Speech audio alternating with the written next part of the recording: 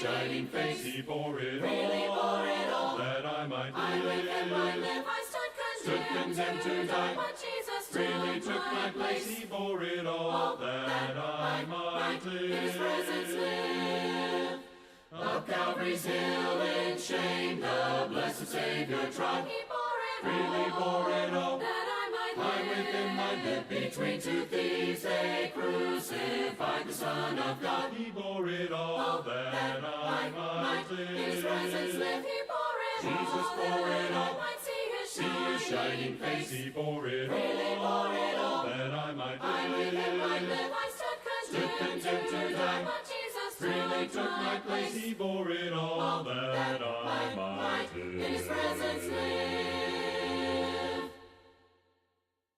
I lift up my eyes to the hills. Where does my help come from? My help comes from the Lord. My help comes from the Lord. My help comes from the Lord. Maker of heaven and earth. 1,000 may fall at my side, 10,000 at my right hand, but my help comes from the Lord. My help comes from the Lord.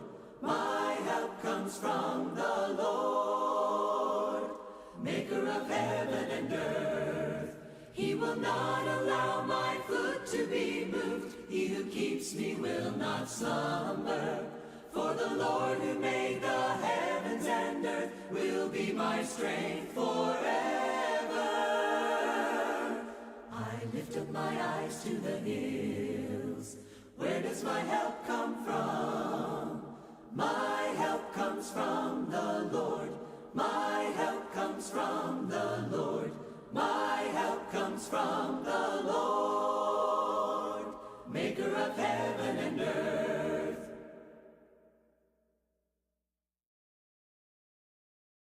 Great is the Lord, he is holy and just. By his power we trust in his love. Great is the Lord, he is faithful and true. By his mercy he proves his love. Great is the Lord and worthy of glory. Great is the Lord and worthy of praise. Great is the Lord, now lift up your voice. Now lift up your voice. Great is the Lord. Great is the Lord. Great is the Lord, he is holy and just. By his power we trust in his love. Great is the Lord, he is faithful and true. By his mercy he proves his love. Great is the Lord and worthy of glory. Great is the Lord and worthy of praise. Great is the Lord, now lift up your voice. Now lift up your voice. Great is the Lord. Great is the Lord. Great are you, Lord, and worthy of glory. Great are you, Lord, and worthy of praise. Great are you, Lord, I lift up my voice. I lift up my voice. Great are you, Lord. Great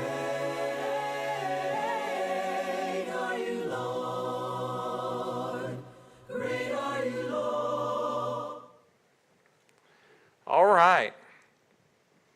Judges chapter 9.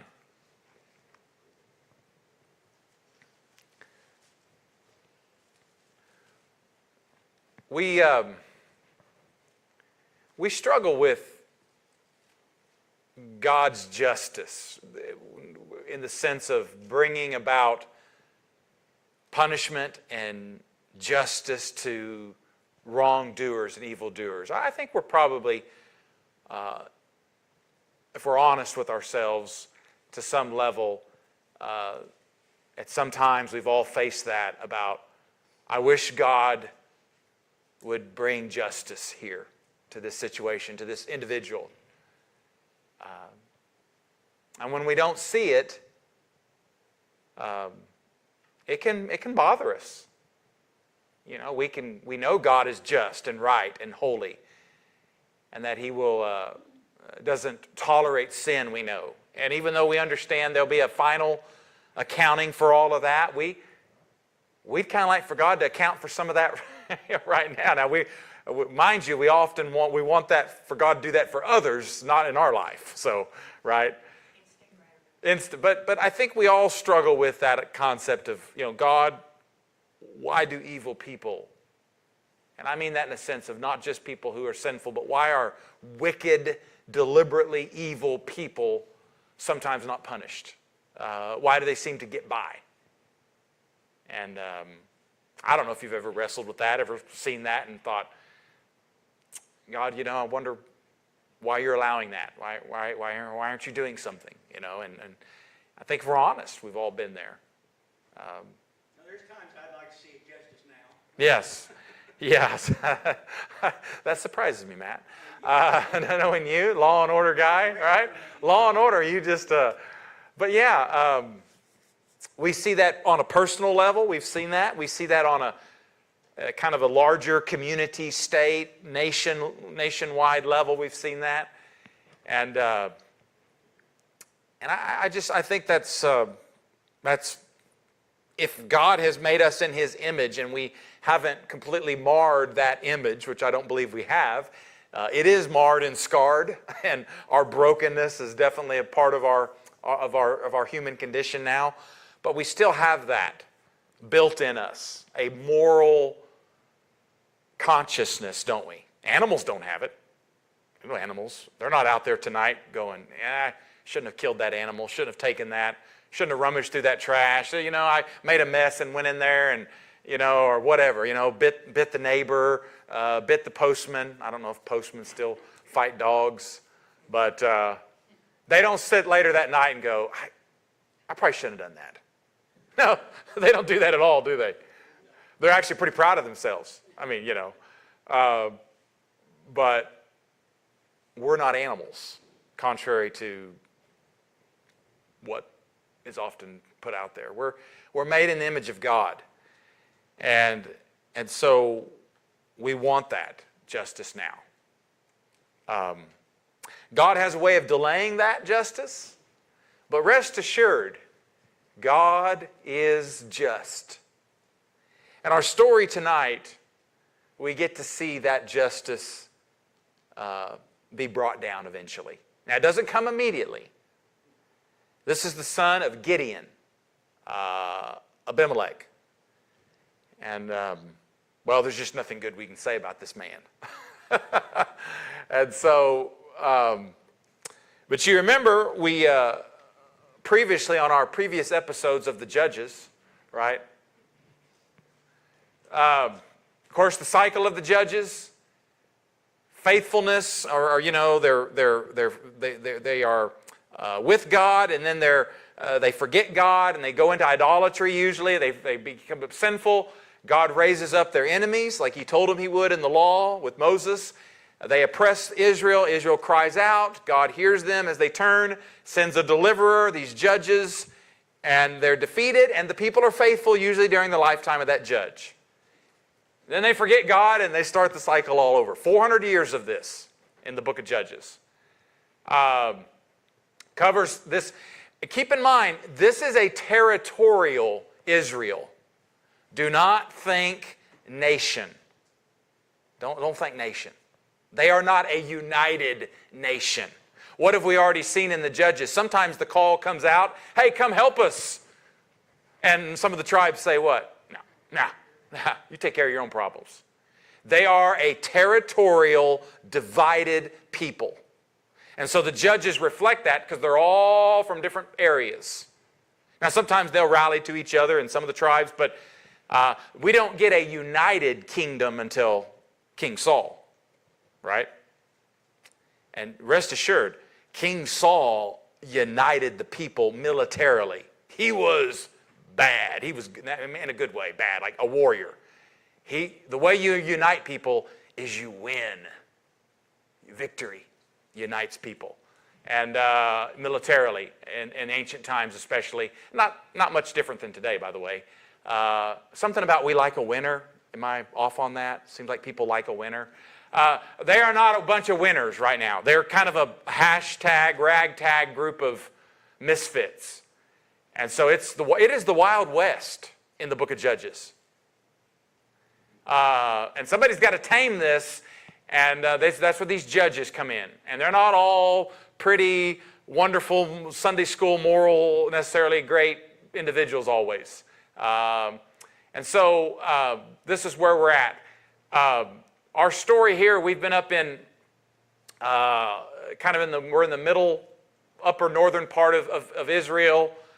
We're going to be talking about Shechem, Mount Gerizim here in a minute, just on the northern part of Ephraim, the tribe of Ephraim and Manasseh. Thebez, we're going to talk about that in just a minute. The battle in the valley of Jezreel, we were up there where Gideon had that victory, that he chases them over into the eastern side, as well as we saw last week, where they defeat these nations, the Canaanite armies, and defeat them. And we saw they want to make Gideon the king. Gideon at least has enough in him to say, no, not going to do that. God's your king. But Gideon doesn't finish strong. He acts like a king. You ever seen someone, I don't want to be in charge, but they proceed to what? Be in charge. I'm going to tax you. I'm going to set up a monument in my name in my hometown. Remember all that we saw? And that became a snare. Remember how we read the last part of Judges 8? He sets up this ephod, this golden ephod, and he takes it to his town of Orpha.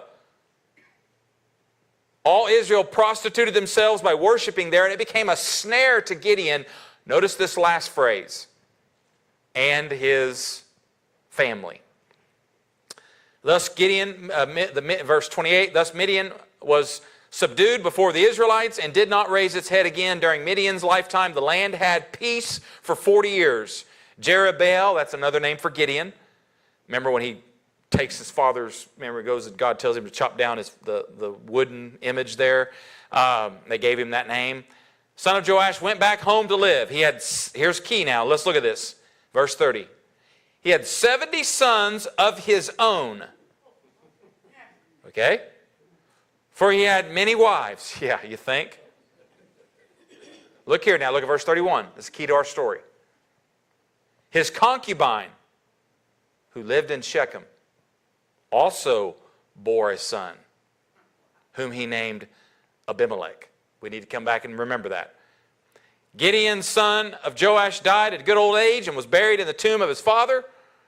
Verse 33, no sooner had Gideon died than the Israelites again prostituted themselves to the Baals, set up Baal-berith as their god. It did not remember the Lord, their God, who had rescued them from the hands of all their enemies on every side.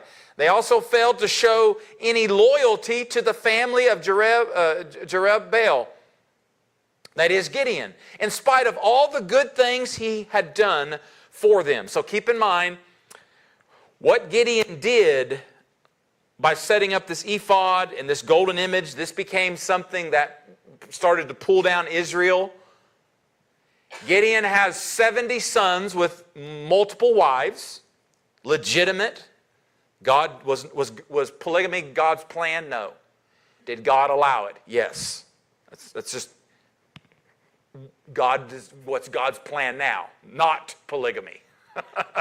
And so God can do and allow things that he was not a part of his original intent and purpose, but nonetheless, 70 legitimate sons with multiple wives. But the key was, we said, he had concubine with these from Shechem. These are Canaanite women. The Canaanites are mixed in the land because did they completely drive them out of the promised land? What did we say? Israel. No. They're mixing and mingling and intermarrying, and that's happening with it's going to happen with Gideon here. And he has one with a concubine here in Shechem, and his name is Abimelech. And so I want to keep that in mind as we get into chapter chapter 9. And so now we're ready with that backdrop. And by the way, remember what we said Abimelech name means? Son of a king. I don't want to be your king. Only God is king. But I'm going to name this kid of mine son of the king. I'm going to tax you. I'm going to execute justice as I see fit. So Gideon kind of starts, and so anyway, chapter 9 now, let's look here. Abimelech, son of Jerubbaal, went to his mother's brothers in Shechem and said to them, and to all his mother's clan, ask all the citizens of Shechem, which is better for you, to have all 70 of Jerubbaal's sons rule over you, or just one man? Remember, I am your flesh and blood. So a couple of things here. By the way, Shechem, right here, very important place in the Bible. The covenant is renewed to Abraham in Genesis 12. Joshua, the covenant is renewed in Joshua 8, I believe. Joshua will give his big speech at the end of Joshua, the book. Remember? Choose this day whom you'll serve. Where did he give that at? Shechem. So Shechem's a very important place. And so Abimelech is his mother, who's a concubine of his father. He goes to her people, who are Canaanites. They're not.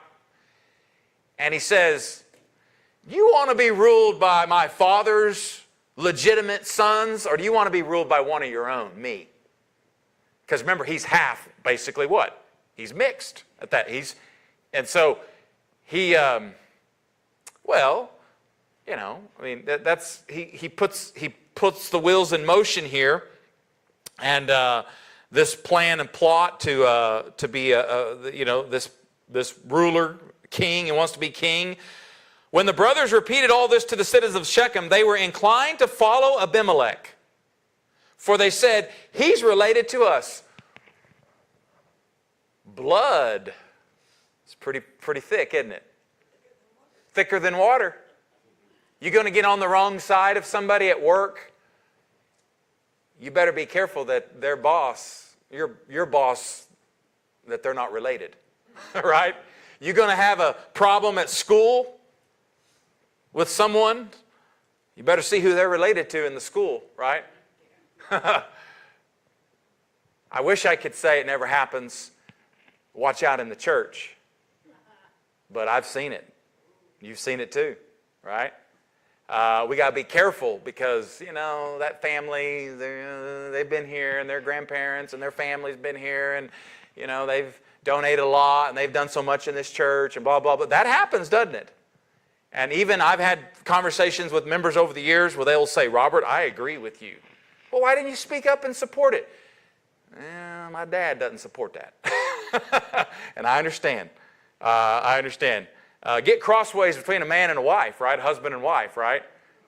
Who do you think they're going to choose? Yeah, they're going to choose their family. And so that's what happens to Abimelech. The people say, yeah, we think we'll go with you. We think we'll go with Abimelech. And so he's related to us. They gave him 70 shekels of silver from the temple. Look what he does here of this temple of Baal Berith.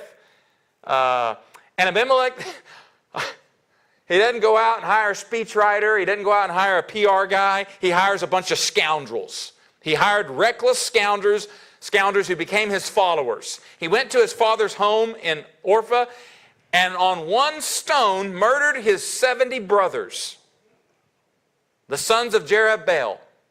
Well, actually, all but, because we get a but there, Jotham. The youngest son of Jerubbaal escaped by hiding. Now, I want you to keep in mind that stone here in just a minute. And I want you to keep in mind how God's going to bring justice. But it's not going to come immediately. But I want you to remember that stone that he murdered his brothers on. Remember a stone there. And so then the citizens of Shechem and Beth Milo gathered beside the great tree at the pillar in Shechem to crown Abimelech king. Now, he's not noted as king. This is going to be end up being basically a paper king. He's not going to be the real king of Israel. He's not noted for that, but he's kind of made himself temporarily in this area their king, kind of a territorial king. But look what Jotham's going to do. Verse 7. Jotham was told about this. He climbed up to the top of Mount Gerizim. Let's go to our Mount Gerizim. Mount Gerizim, very important place.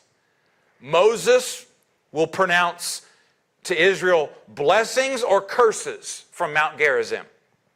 It's a very significant mountain, and so he goes up here, Jotham, the last of the son of Gideon, true son of the bloodline, and he's going to tell them a little parable poem, however you want to describe it.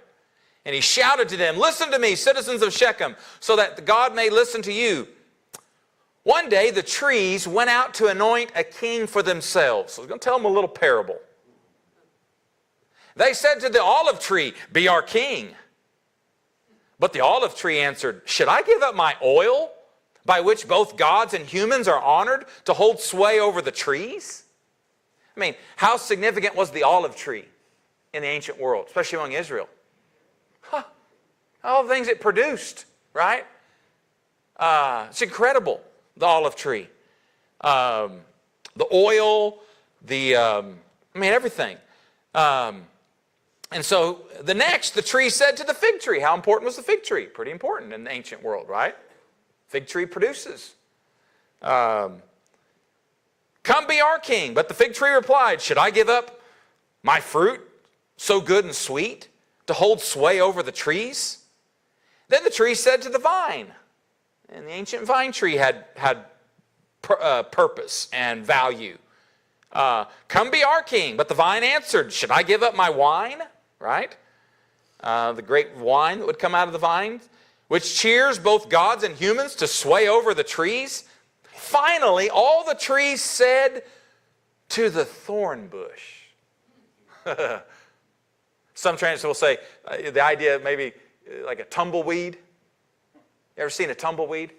We got anybody out in western Oklahoma, western Kansas, west Texas? A lot of tumbleweeds. They're dried up. And do they produce anything? They just blow with the wind. They're not stable. So here you go. The thorn bush said to the trees, "If you really want to anoint me king over you, come and take refuge in my shade." Shade? No shade.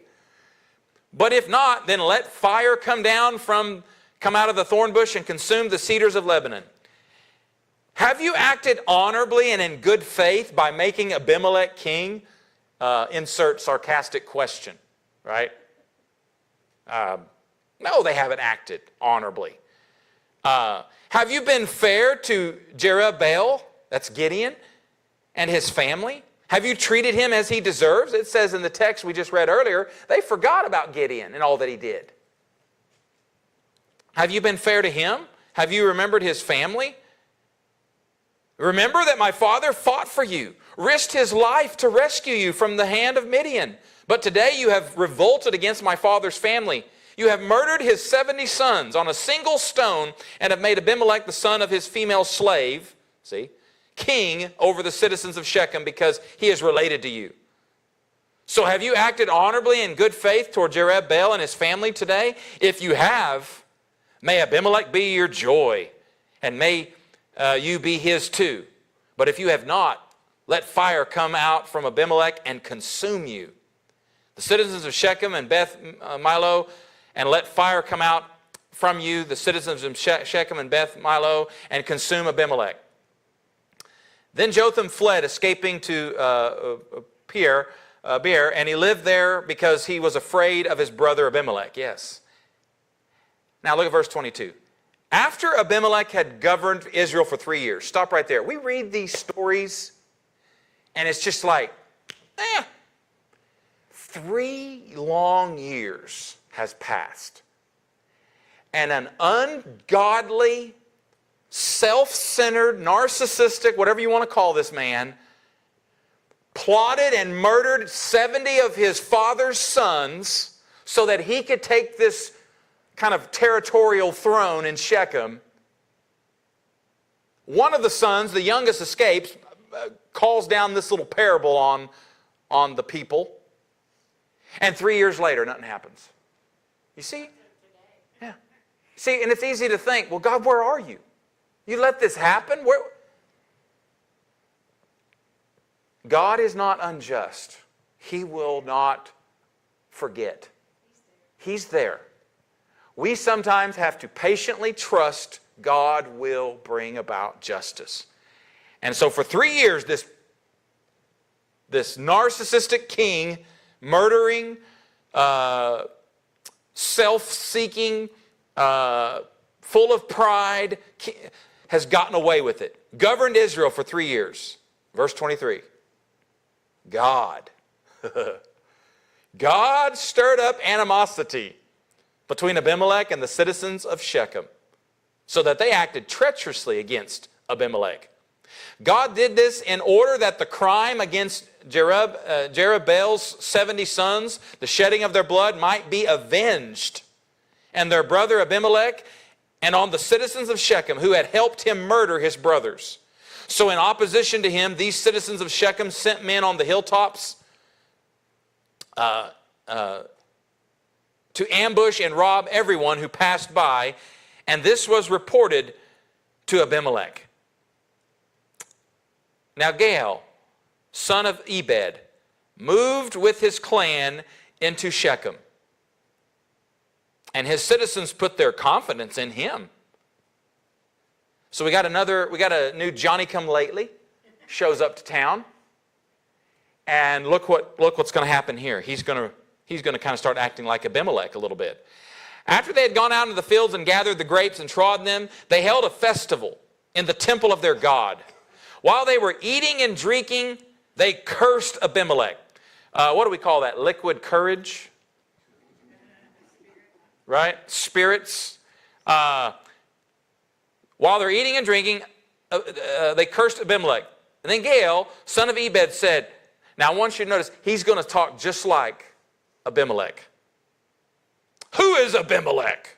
And why should we Shechemites be subject to him? Isn't he Jerubbaal's son? And isn't Zebul his deputy? Serve the families of Hamor, Shechem's father.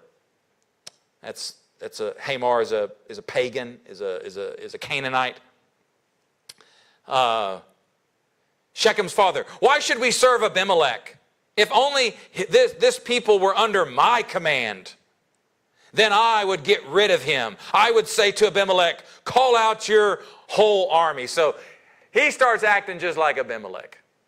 Shows up, I'm telling you what, you don't want this guy as your king. If I was in charge, kind of mirroring Abimelech showed up and said, you don't want to be ruled under Gideon's sons, do you? You want someone of your own, from your own town. And of course, he's got liquid courage, so he's running his mouth. When Zebul, the governor of the city, heard what Gaal, son of Ebed, said, he was very angry. Under cover, he sent messengers to Abimelech, saying, Gaal, son of Ebed, and his clan have come to Shechem and are stirring up the city against you. Now then, during the night, you and your men should come and lie in wait in the fields. In the morning at sunrise, advance against the city.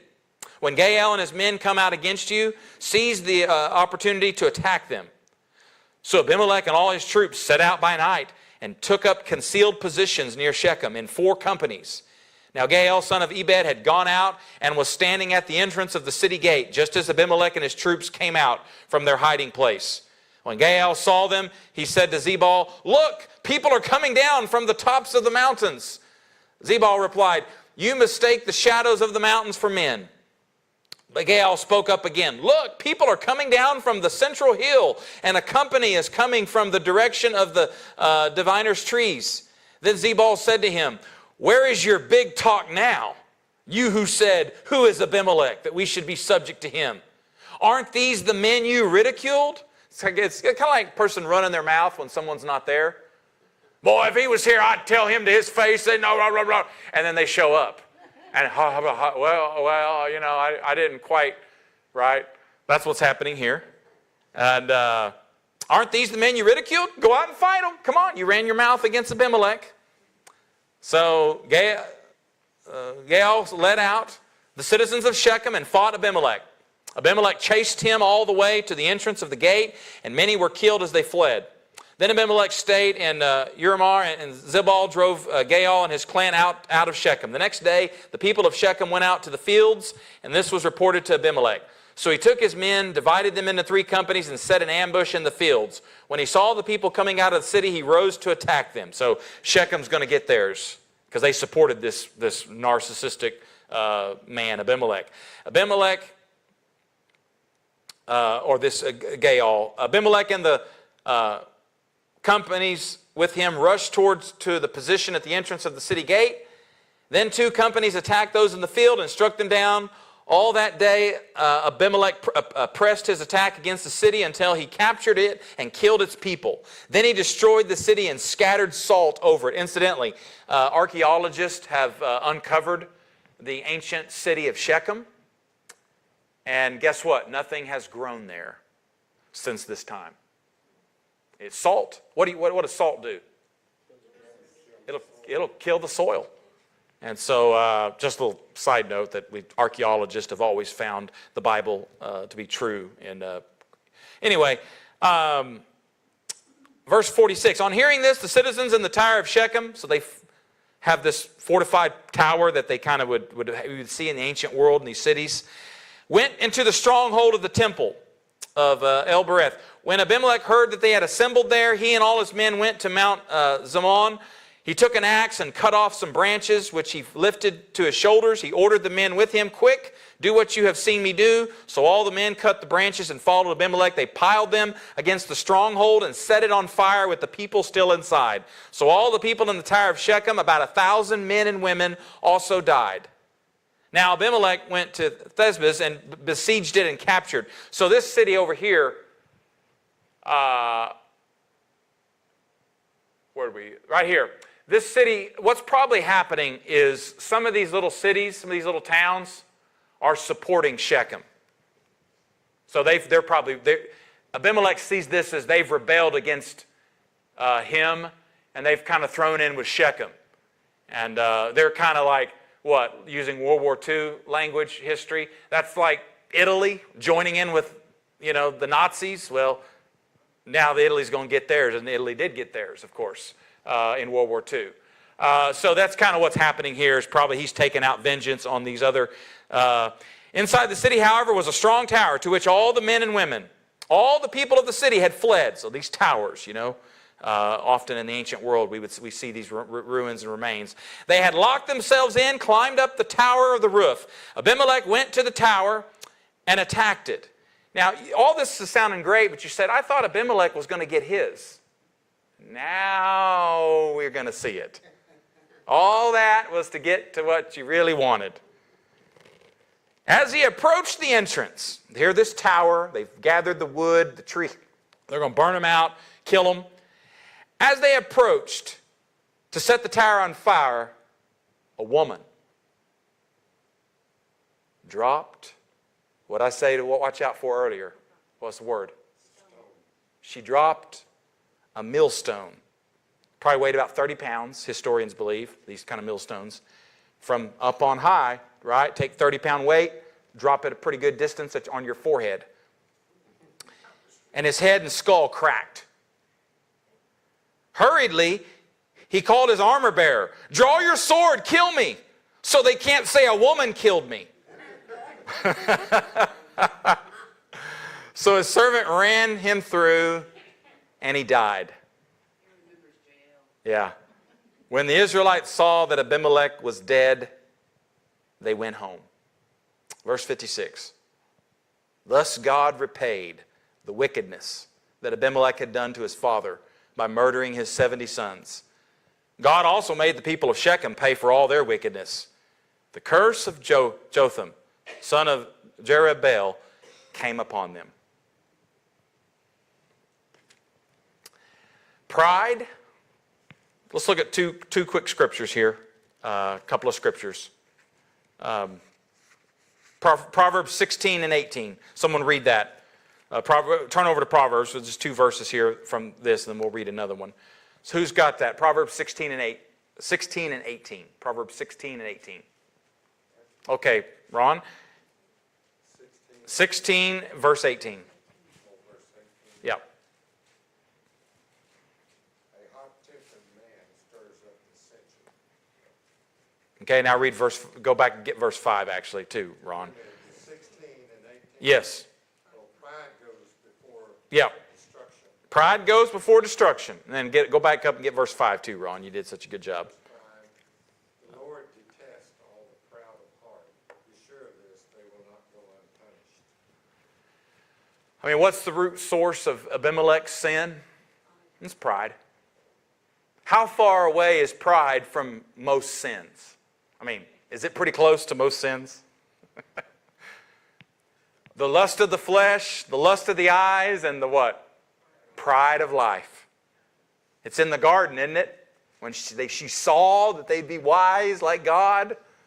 What's Satan doing to Jesus? Shows him all these kingdoms. If you are the Son of God, throw yourself, and pride. What is it about pride that's so, first of all, that it's so insidious? What's insidious? That's a good kind of a dark, but it's hidden. It's hidden, right? Can you see something that's insidious necessarily? Like, is it right there, obvious in front of you? It's in the what? The darkness. It's in the shadows. Like cancer. It gets in our body, and you don't know you have it till you see some symptoms. Sometimes it's too late even. Insidious is usually pretty well thought out too. Okay, yeah, pretty well thought out. Yeah, we're going to lurk here, just like Abimelech does. They kind of hide in these little 4 different companies. They're going to ambush them, right? Pride. How is pride like that? How does it do that? How does it kind of ambush us? How does it? Generally plots. Okay, it plots. Yeah, it's usually something that's pretty well thought out. Yay me. But often do we see it initially in ourselves? I mean, sometimes are we blind to it? Have you ever seen someone kind of blind to their own pride? I mean, they think that maybe it's not a problem, right? I don't have a problem. I don't have a temper. I don't have a gambling problem. I don't have a lust problem. I mean, pride, it's hard to recognize in ourselves sometimes, isn't it? We forget about God, and we make ourselves, put ourselves in His place. I mean, that's really the heart. Isn't idolatry really at its core about, I don't want God to be on the throne. I want someone else or something else. And often it's us. I want to be in charge. I want to, when people talk about, I can't imagine a God. I don't want to believe in a God who would, they're really saying, I don't believe that. I'm in the place of God. I am God in that sense. And idol worship is still prevalent, isn't it? Live and well in 2025. Now, we don't have like those kind of, the places that idolatry and these things take place, or they look different from back then, but it's still the same result. And so the sin of pride, what does Jesus in the Bible talk about? God will do what to the proud? What's His response to people? Pride goeth before a fall. Jesus and James talks about God opposes the what? The proud. But He exalts the what? The humble. Jesus said, if you humble yourself, you'll be what? I'll lift you up. If you exalt yourself, I'll what? Bring you down. So that's what we see throughout this. And Abimelech is exhibit A, case study, right? Pride. And God has nothing to do with him, but for 3 years he's ruling, right? And he murders and slaughters his brothers.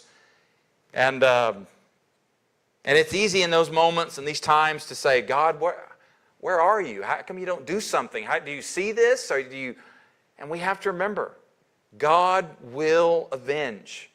What does Paul say in Romans 12 about being, because our temptation is, well, if God's not going to do something right now, I'm going to what?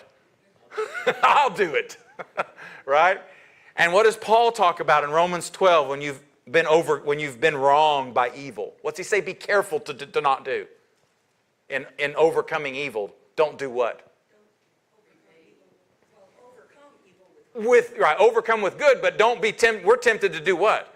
To try to match evil with revenge. With, okay, I'll get back at them. They pushed me, I'll push them back. Yeah, which that in itself can be a prideful thing, right?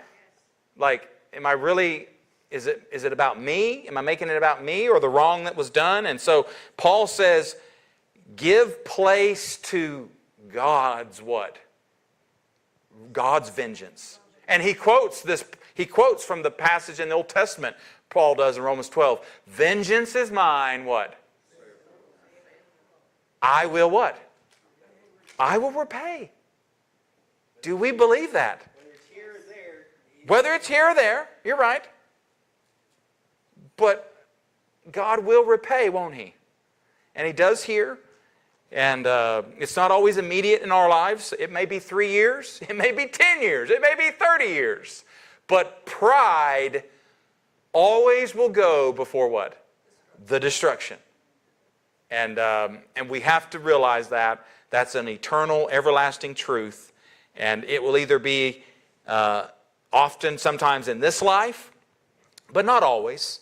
And again, one of the things that we've in our 1 Thessalonians class, we're not talking about 2 Thessalonians. That's not our study. But obviously we can reference but in 2 Thessalonians, you remember, as God's people, the Thessalonians were being persecuted. We've talked about that, remember, on Sunday morning. And he talks about all of this is evident in verse 5 of 2 Thessalonians 1 of God's judgment is right. And as a result, you will be counted worthy of the kingdom of God for which you're suffering. God is just. He will pay back trouble to those who trouble you and give relief to you who are troubled, and to us as well. This will happen. This will happen ultimately when the Lord Jesus is revealed from heaven in blazing fire with His powerful angels. He will punish those who do not know God and do not obey the gospel of our Lord. These will be punished with everlasting destruction and shut out for the presence of the Lord and from His glory.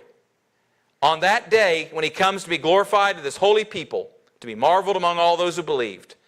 And so there is a day coming which God will bring His final, ultimate justice and judgment. And we've got to trust in Him. Yeah, go ahead, Matt. It's tough. Whenever I was younger, I've always lived by, or used to always live by the motto of, I don't get even, I get ahead. Right. Yeah. The older I've gotten, the more if you can manage it and you can sit back and you can watch, it happens. Yeah. I mean, whether it may not always be in your time. That's right. But eventually, if you just keep track of those people, I mean, you don't sit and count what they've done to you, but No. you know that you've got them marked, and you just sit back and watch. Eventually, it all takes care of itself. Yeah. It often really does. And we can see that in this life. And here's the thing. Abimelech is not remembered or known as the king of Israel. No. He's remembered as a man who was killed by a woman with a kitchen appliance. That's how he's remembered. And by the way, look at 2 Samuel. 2 Samuel is where we get that. That's just a little bit of the outline. We kind of 2 Samuel real quick. 2 Samuel 11. The thing he did not, I don't want them to say that a woman killed me. Guess what they're going to remember you, buddy? A guy who was killed by a woman with, I'd say in our terms, with a kitchen appliance, a millstone back then, but it'll work today in terms of kitchen appliance. 2 Samuel 11, and we'll finish here. Verse 18, what did I put up there? Yeah, 18 through 21, yeah. Of course, this is the David and Bathsheba, so that's in the middle of this, so I don't want to give that context. You understand it. Joab sent David a full account of the battle. He instructed the messenger When you have finished giving the king this account of the battle, the king's anger may flare up. And he may ask you, why did you get so close to the city to fight? Didn't you know that they would shoot arrows from the wall? Who killed Abimelech, son of Jerub-Besheth? Didn't a woman drop an upper millstone on him from the wall so that he died in Thebez? Why'd you get so close to the wall?